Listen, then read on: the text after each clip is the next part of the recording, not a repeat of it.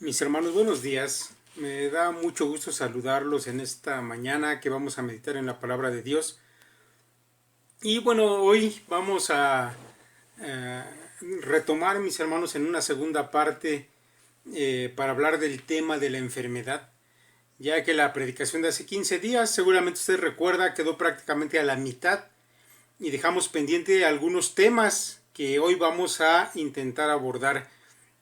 Mire, si usted lo recuerda, los puntos propuestos para abordar las causas de las enfermedades fueron los siguientes. Número 1, el pecado universal. Número 2, el pecado personal. Número 3, el pecado generacional. Número 4, el diablo y sus demonios. Y número 5, Dios mismo para sus propósitos. Bueno, en la primera parte solo abarcamos los dos primeros puntos. El pecado universal, del cual explicamos en aquella ocasión que se refiere sobre todo al pecado de Adán, que fue el que prácticamente abrió la puerta a toda enfermedad y a la muerte misma, al cambiar la condición del hombre a una condición de degradación y de mortalidad. Y en tanto estemos en estos cuerpos que son mortales, todos, incluyendo los cristianos, estamos expuestos a la enfermedad y a la muerte. Hablamos también en aquella ocasión del pecado personal, que a diferencia del anterior, bueno, la enfermedad viene a consecuencia de pecados individuales o personales, como un castigo o una disciplina de parte del Señor para sus hijos. Bien, hoy vamos a retomar y vamos rápido al tercer punto, que de alguna manera es un punto especial, es el pecado generacional. ¿Por qué digo que es especial? Porque realmente es más una idea errónea que se ha divulgado mucho por algunas denominaciones, basados en algunos textos mal interpretados, pero le he puesto aquí precisamente para aclarar ese punto, porque a veces lo escuchamos y nos quedamos con ideas que no son correctas. Mire, la idea que se maneja en los que creen esto de la enfermedad, los castigos o las maldiciones generacionales, es que Dios maldice a varias generaciones por causa del pecado de una sola persona. Es decir, que los hijos, los nietos, los bisnietos, etcétera, cargan con la maldición y el castigo por el pecado del padre, el abuelo o el bisabuelo, etcétera.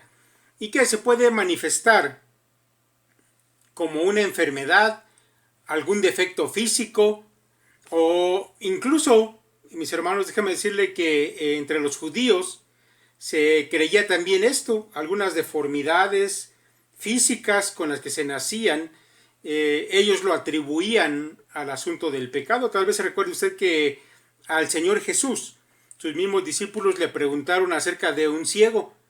Dice allá Juan 9:2, y le preguntaron sus discípulos diciendo: Rabí, ¿quién pecó, este o sus padres, para que haya nacido ciego?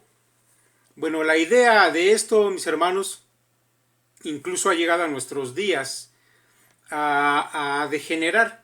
No solamente se piensa en algunas enfermedades como consecuencia del pecado de algún antepasado, sino que aún ahora se carga, mis hermanos, con pecados que se repiten en los descendientes, con algunos vicios también que se heredan de parte de los abuelos como una maldición de parte de Dios.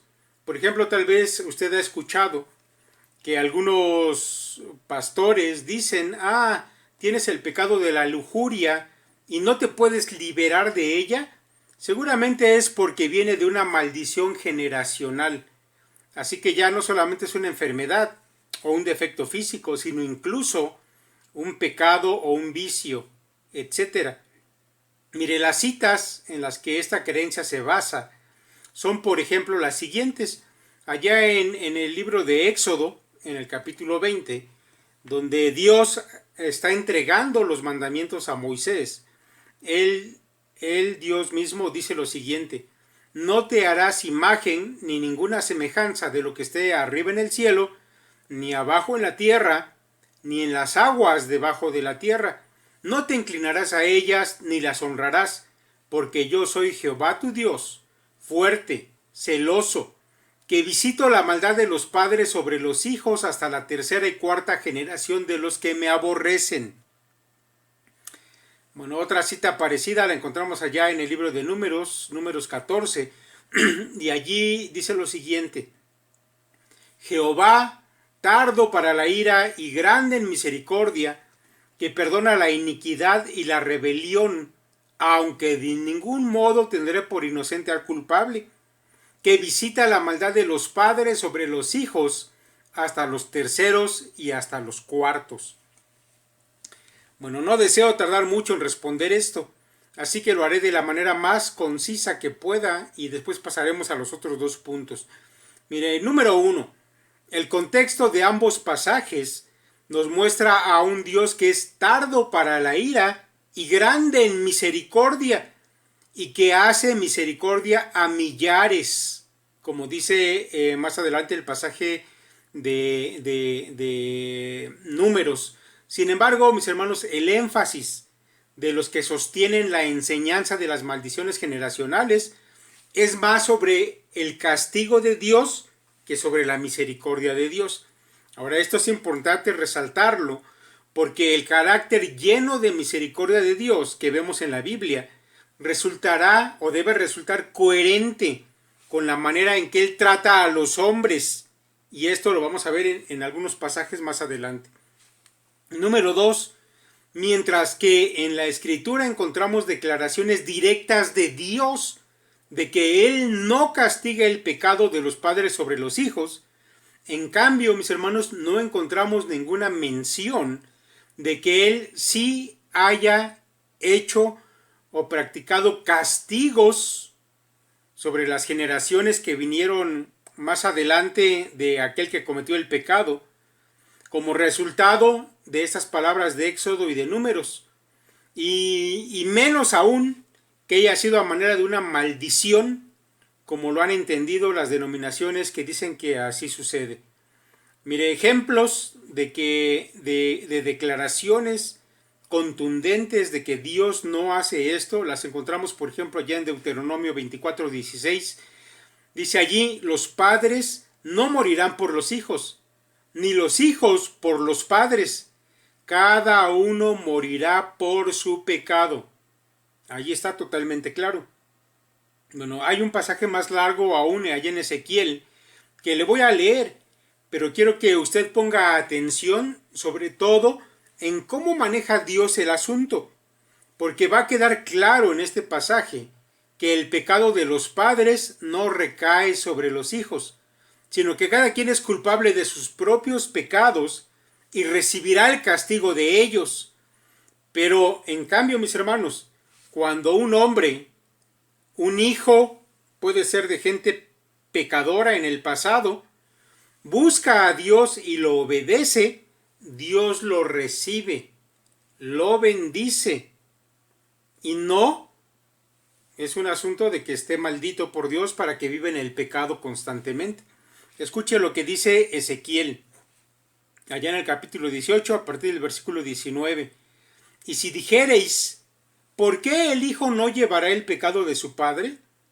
Porque el hijo hizo según el derecho y la justicia, guardó todos mis estatutos y los cumplió, de cierto vivirá. El alma que pecare, esa morirá. El hijo no llevará el pecado del padre, ni el padre llevará el pecado del hijo. La justicia del justo será sobre él, y la impiedad del impío será sobre él.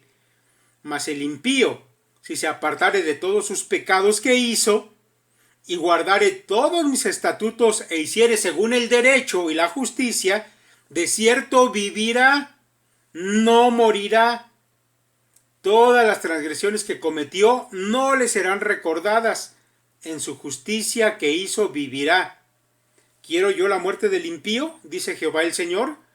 ¿No vivirá si se apartare de sus caminos? Mas si el justo se apartare de su justicia y cometiere maldad, e hiciere conforme a todas las abominaciones que el impío hizo, ¿vivirá él? Ninguna de las justicias que hizo le serán tenidas en cuenta. Por su rebelión con que prevaricó y por el pecado que cometió, por ello morirá.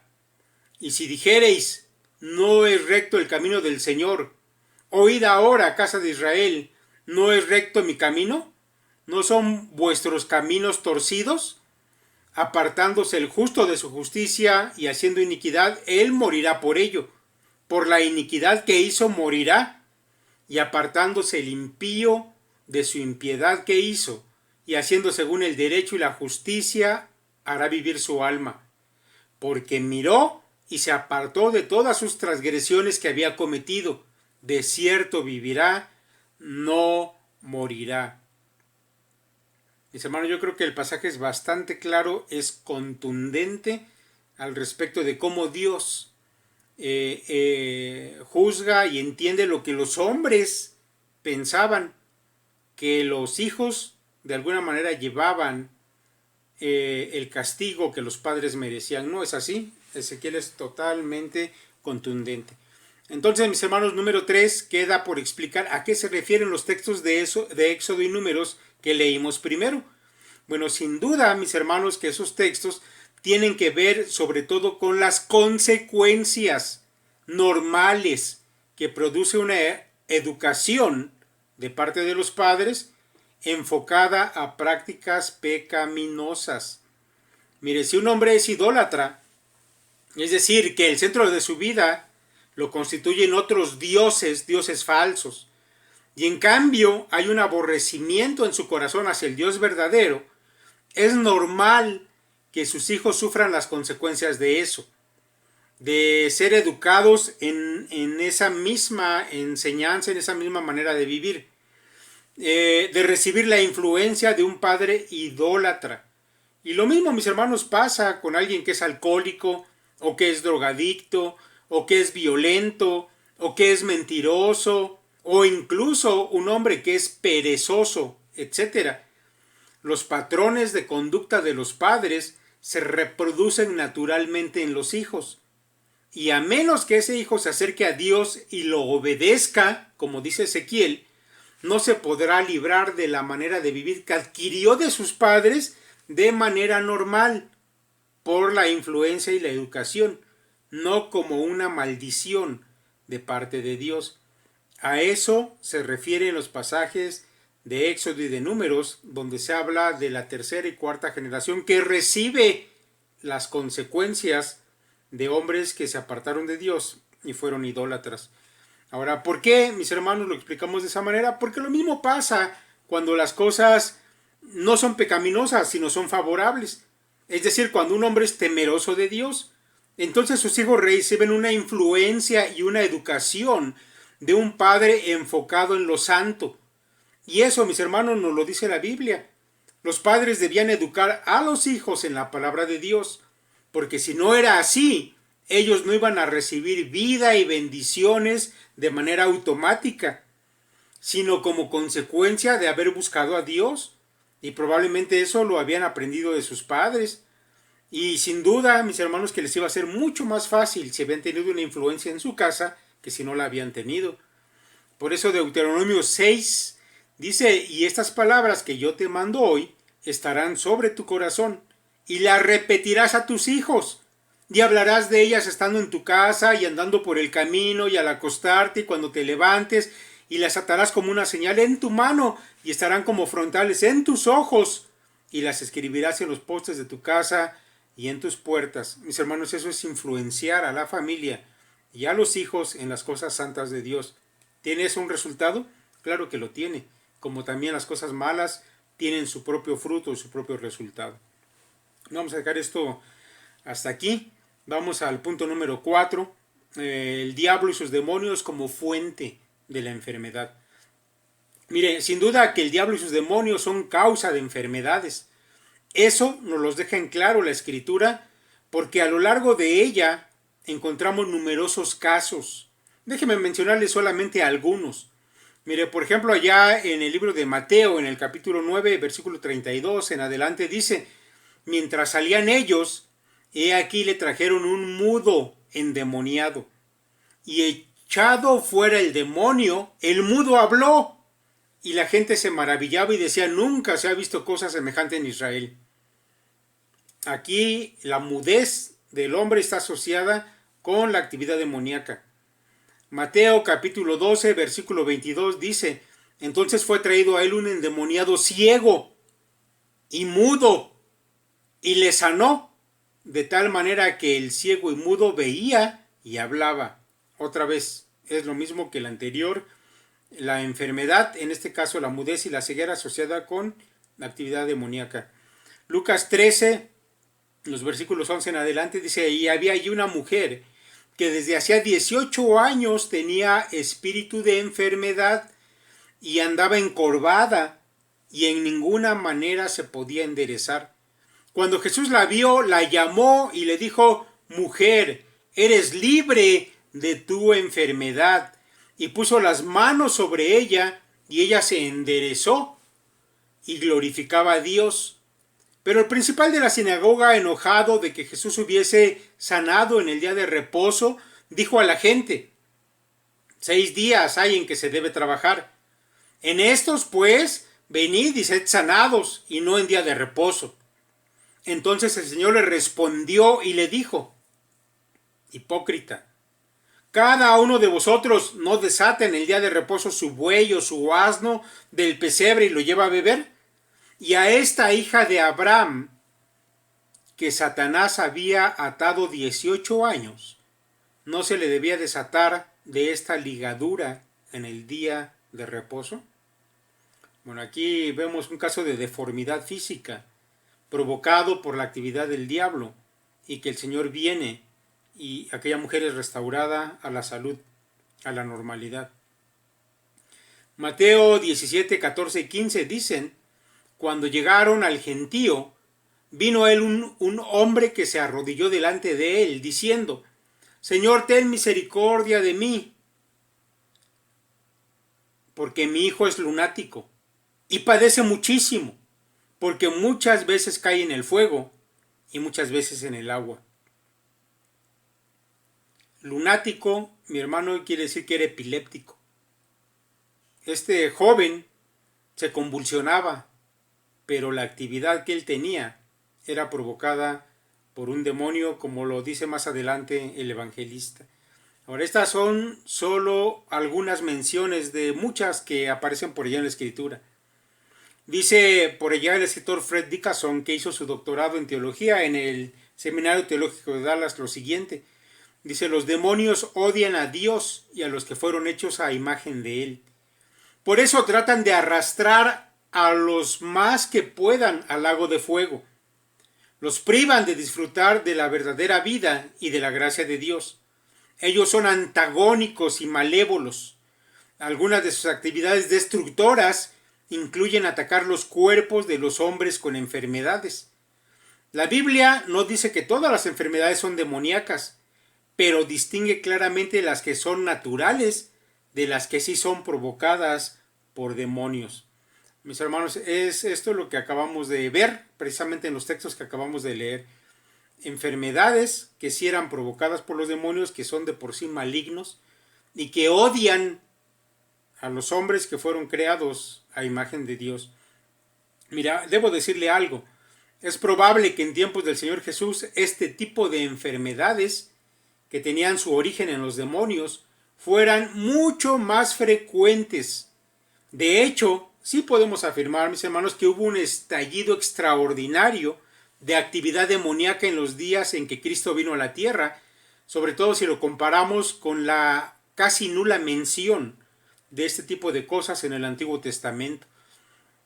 En la actualidad, mis hermanos, en la actualidad hay evidencia de las actividades demoníacas y de enfermedades causadas por los espíritus malignos, pero es sin duda mucho menor de lo que encontramos allá en el Nuevo Testamento. Ahora, yo debo decirle que este tipo de enfermedades y de ataques del diablo están casi siempre asociadas a prácticas de ocultismo en la gente que padece este tipo de cosas. Y es importante, mis hermanos, conocer los antecedentes de la gente, sobre todo si anduvieron metidos en actividades ocultistas, porque a veces se sospecha de que los padecimientos que tienen provienen del mundo espiritual y no de una enfermedad, digámoslo así, natural. No es un contagio, no es una enfermedad causada por la degradación normal del cuerpo a causa del pecado original, no es eso. A veces se sospecha que la enfermedad tiene una fuente espiritual, pero por eso es importante conocer los antecedentes de la gente y ver si anduvieron metidos en cosas ocultistas.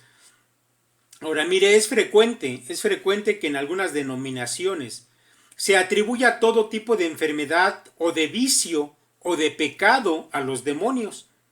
Pero eso, mis hermanos, es un error.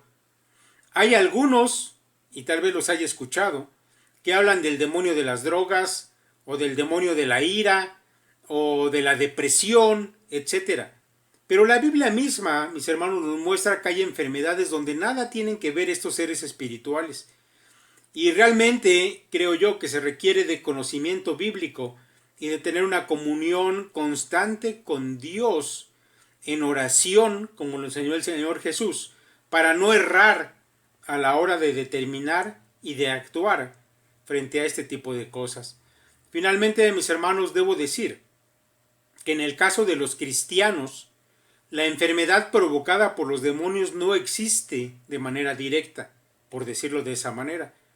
Porque la Escritura deja en claro que los demonios no pueden tocar a un hijo de Dios, a menos que el Padre Celestial lo permita. Como tenemos el caso de Job, el caso de Pablo y de algún otro que mencionaremos a continuación. Y por esa situación, mis hermanos, es que he dejado el caso de Job, de Pablo y de otros para el punto siguiente.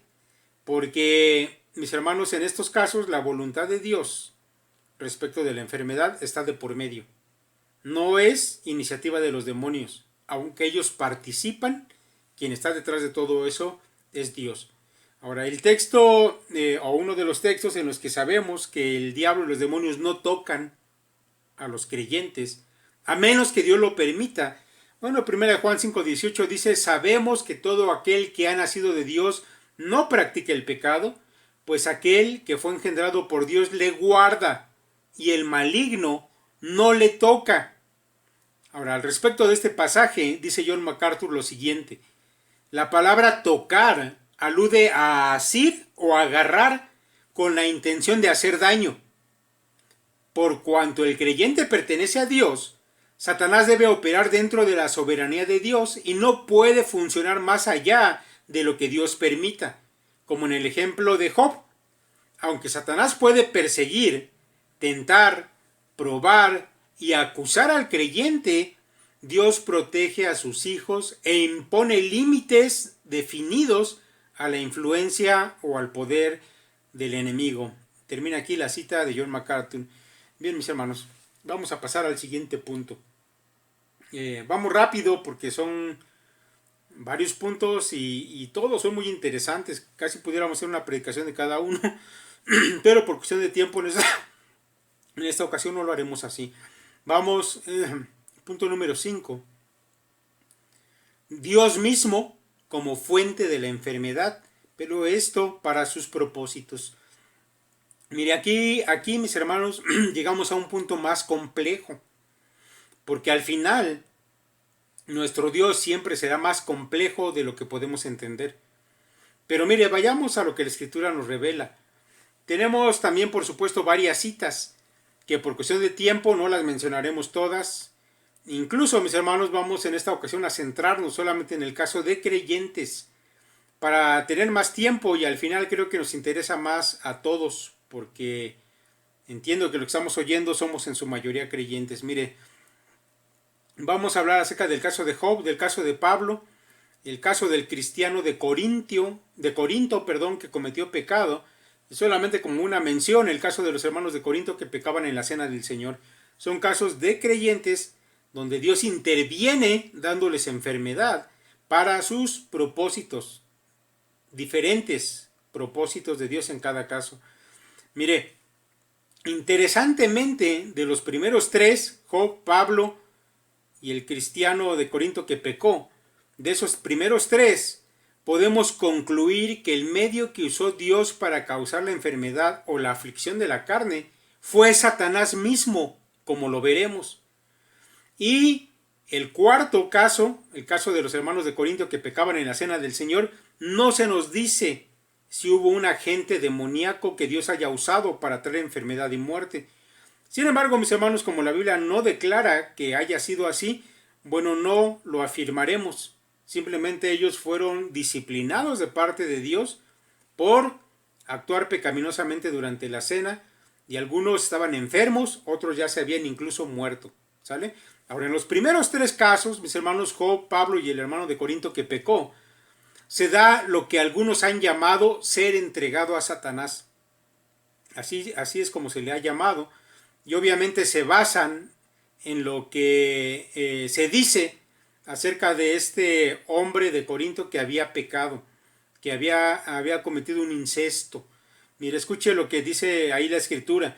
De cierto se oye que hay entre vosotros fornicación, y tal fornicación cual ni aun se nombra entre los gentiles, tanto que alguno tiene la mujer de su padre. Y vosotros estáis envanecidos. ¿No debierais más bien haberos lamentado, para que fuese quitado de en medio de vosotros el que cometió tal acción? Ciertamente yo, como ausente en el cuerpo, pero presente en el espíritu, ya como presente he juzgado al que tal cosa ha hecho. En el nombre de nuestro Señor Jesucristo, reunidos vosotros y mi espíritu con el poder de nuestro Señor Jesucristo, el tal sea entregado a Satanás para destrucción de la carne, a fin de que el espíritu sea salvo en el día del Señor Jesús. Mis hermanos, en este caso es un cristiano que había cometido pecado de forma desvergonzada a la vista de toda la iglesia, y entonces es disciplinado por el apóstol Pablo cuando éste se entera.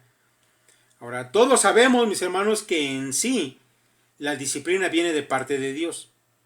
Aunque en la iglesia, mis hermanos, venga de la mano del liderazgo, como también lo enseña la Escritura, pero la voluntad final es la de Dios, de disciplinar a sus hijos cuando esto es necesario. Y la disciplina siempre es para su corrección. Dice el escritor de Hebreos: y habéis ya olvidado la exhortación que como a hijos se os dirige, diciendo: hijo mío, no menosprecies la disciplina del Señor, ni desmayes cuando eres reprendido por él. Porque el Señor al que ama disciplina, y azota a todo el que recibe por hijo. Si soportáis la disciplina, Dios os trata como a hijos.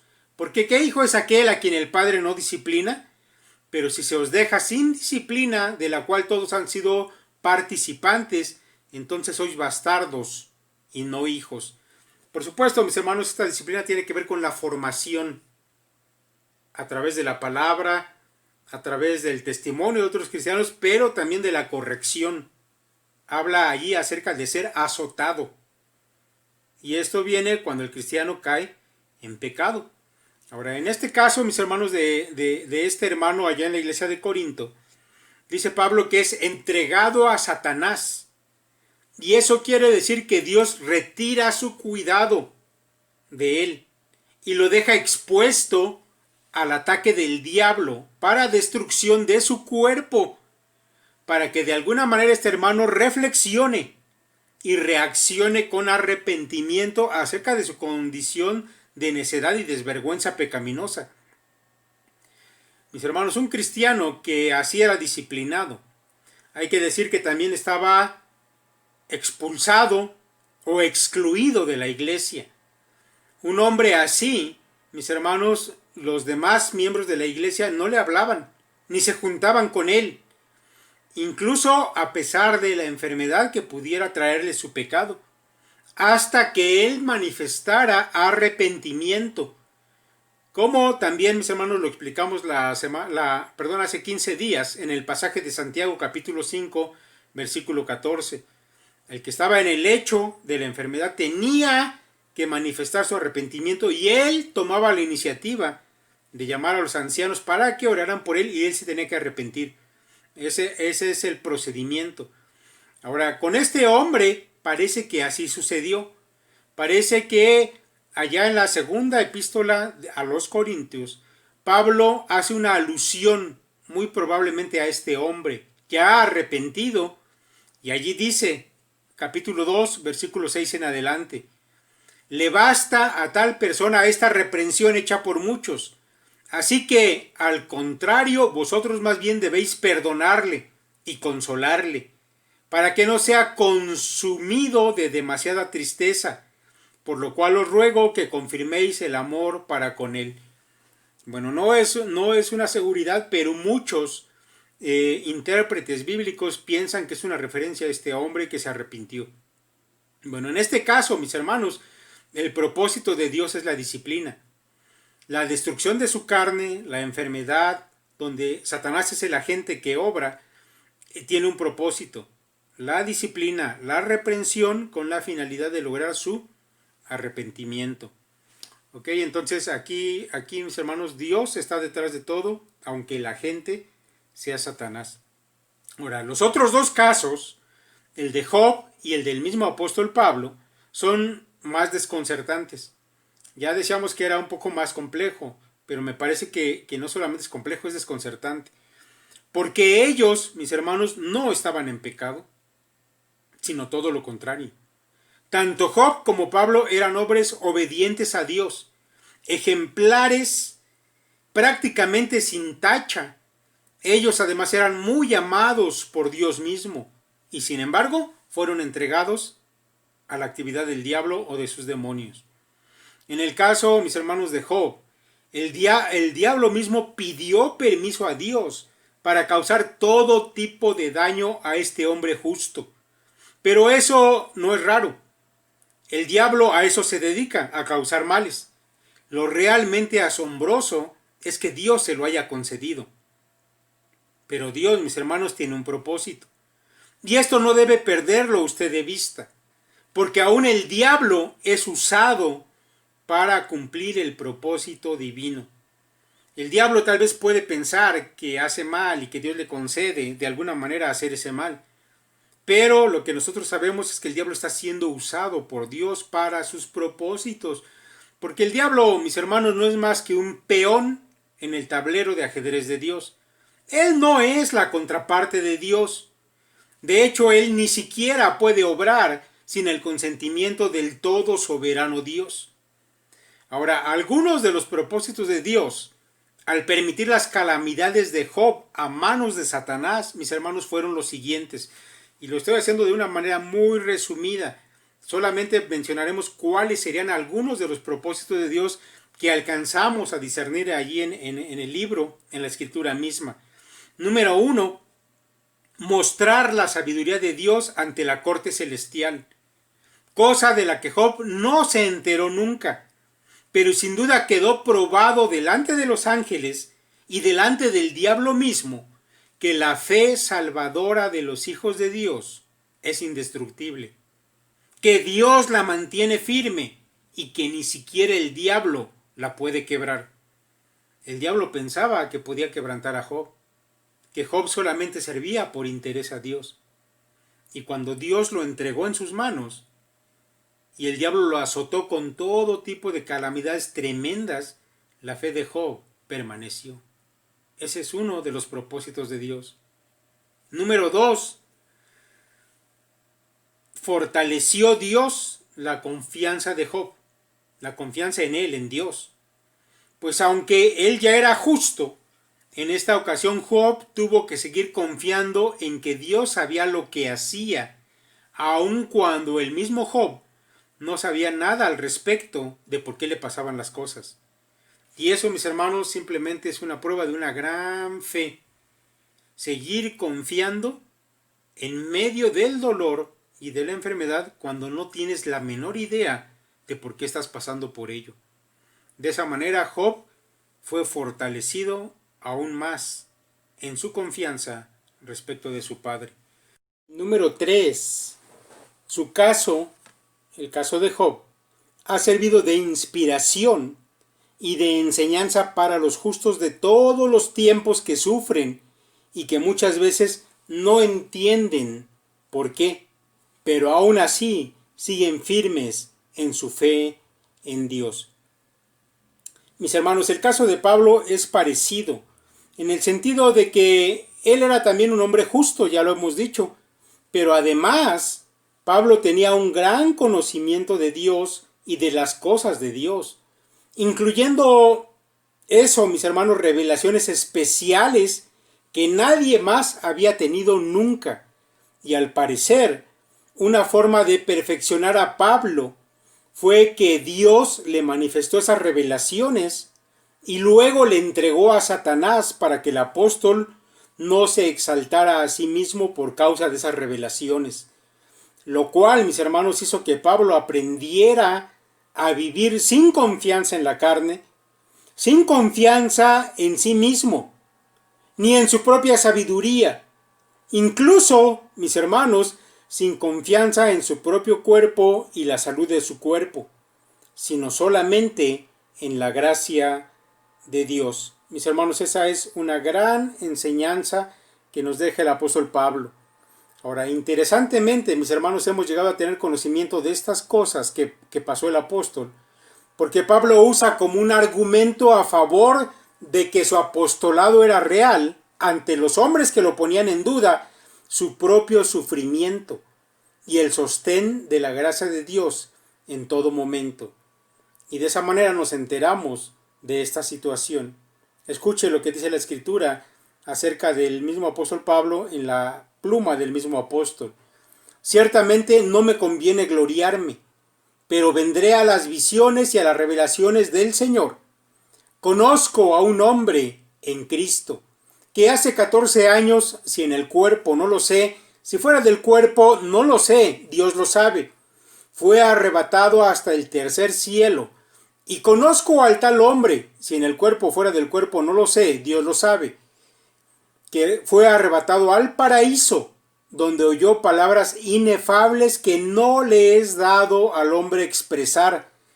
De tal hombre me gloriaré, pero de mí mismo en nada me gloriaré, sino en mis debilidades. Sin embargo, si quisiera gloriarme, no sería insensato, porque diría la verdad. Pero lo dejo para que nadie piense de mí más de lo que en mí ve u oye de mí, y para que la grandeza de las revelaciones no me exaltase desmedidamente, me fue dado un aguijón en la carne, un mensajero de Satanás que me abofetee para que no me enaltezca sobremanera. Respecto a lo cual 3 veces he rogado al Señor que lo quite de mí, y me ha dicho, bástate mi gracia, porque mi poder se perfecciona en la debilidad. Por tanto, de buena gana me gloriaré más bien en mis debilidades, para que repose sobre mí el poder de Cristo. Por lo cual, por amor a Cristo, me gozo en las debilidades, en afrentas, en necesidades, en persecuciones, en angustias, porque cuando soy débil, entonces soy fuerte. Mis hermanos, bueno, pues ahí está el testimonio del apóstol Pablo y la enfermedad que tuvo en su cuerpo, acerca de lo cual rogó a Dios que la quitara, y Dios no quiso hacerlo porque estaba perfeccionando a Pablo en el poder con que Pablo actuaba, que era el poder de la gracia de Dios. Mis hermanos, como ya lo hemos dicho, Dios tiene propósitos, muchos de los cuales no conocemos, pero, mis hermanos, todo es al final para su gloria y para beneficio nuestro, aun cuando no lo podamos ver en el momento o incluso ni siquiera en toda nuestra vida. Pero un día glorificaremos al Dios infinitamente sabio y soberano, ante el cual se doblará toda rodilla, porque todos reconocerán, mis hermanos, su sabiduría para haber hecho que la historia humana y la historia personal llegara a lo que Dios había determinado. Mi hermano, tal vez tú tengas temor a la enfermedad en estos días, o incluso puede que hayas enfermado del virus de moda y te hayas curado ya, o puede que incluso que ahora que me estás escuchando tú mismo estés en cama por causa de la enfermedad. Es importante que sepas lo que dice la Escritura y que actúes como debes de acuerdo a la sabiduría divina. Por eso esta predicación. ¿Es un pecado personal el que te tiene en cama? ¿Estás metido en cosas ocultistas? Bueno, yo sé que parece raro que diga eso siendo cristianos, pero fíjese que apenas ayer me enteré de un joven, no de esta congregación, de otra, que anda consultando con brujos y adivinos, a pesar de que dice que es cristiano, así que todo puede pasar. O tal vez la enfermedad ha llegado a tu vida para la gloria de Dios. Y para que tu fe en Dios realmente sea pulida y muestre su brillo. Que tu fe sea afinada y fortalecida por medio de las pruebas. También puede ser. Lo importante, mi hermano, es que en cada caso ya sabes qué hacer. Yo deseo que tu vida glorifique a Dios siempre. Y más aún en medio de la enfermedad y del dolor. Porque esta vida, mi hermano, siempre va a traer este tipo de cosas. Entre tanto, mis hermanos, pues yo ruego a Dios que en esta vida solamente le glorifiquemos a Él. Ya vendrá el tiempo en que la enfermedad y el dolor serán desterrados, junto con el pecado, y entonces, mis hermanos, le daremos gloria a Dios de otras maneras. Entre tanto, hagámoslo como la Escritura nos lo manda. Que el Señor te bendiga y fortalezca tu fe.